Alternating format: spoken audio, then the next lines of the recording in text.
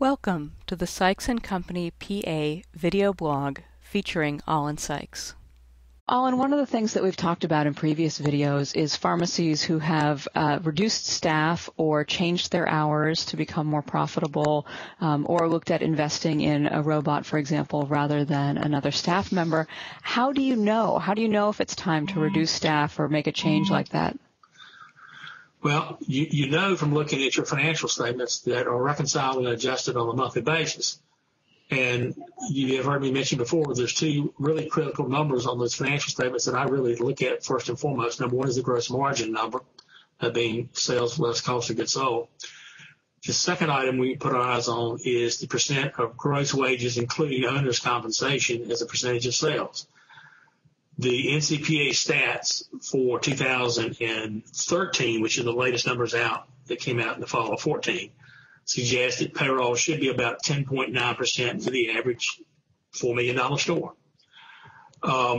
So we have many stores that are running payroll significantly higher than that. Ran into one yesterday that had payroll of 7%. But it's very typical. We'll find one that's 2, 3, 4% too high. She can't figure out why the net income is not where it needs to be. And it's because typically their labor has become bloated over time. They may have added technology and not have weaned away from some of the labor that perhaps they don't need. And as part of it is just not effectively managing the pharmacy. And most of it's because they really don't know really where they stand. But it's the number one thing we're looking at outside of gross margin on all our pharmacies, and it's a constant daily conversation we're having. And notwithstanding the fact that we're looking at what payroll taxes and benefits and now health insurance issues as they come into play and all of that, it becomes a very costly proposition to add a full-time employee equivalent. How big a difference can it make to a pharmacy if they can find a way to effectively reduce their staff a little bit? Very simply. If their payroll, let's say, it should be, let's say 11%, and their payroll is 14, and their average size store $4 million, 3% of $4 million is $120,000. Now, would you rather pay that $120,000 to the employees that you have that according to the stats are excess employees? Would you rather put that on the bottom line and put it in your pocket? So it becomes that kind of question that the pharmacists themselves have to answer. But they have to know where they are. They have to have reliable information that has the integrity in it in order to be able to make that decision.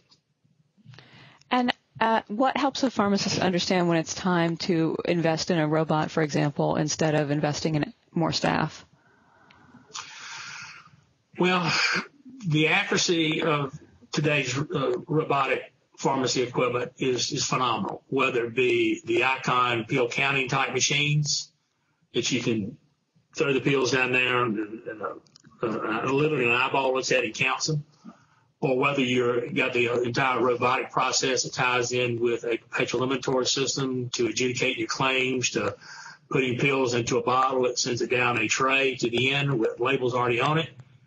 Up on the screen is a picture of the drug, the description of the script, and pharmacists have to visually check to make sure that what the script is and what's in the bottle is one and the same, and they physically have to screw the top on it. But when you start having that kind of technology integrated into a pharmacy and your whole process becomes integrated, labor can plummet, and labor should plummet, especially with margins being as tight as they are today. And with margins during 14 calendar year, we saw some 2 to 6% drop in gross margins. I don't need to tell you, it's more important than ever before that direct labor figure is as tight as it can be. And it's just beyond me that we have so many stores that are operating under 10%, and then others at 14, 15, 16%, and they can't figure out why they're not making any money. Thank you for joining us today. If you want more information or have any questions, please feel free to contact Ollin directly.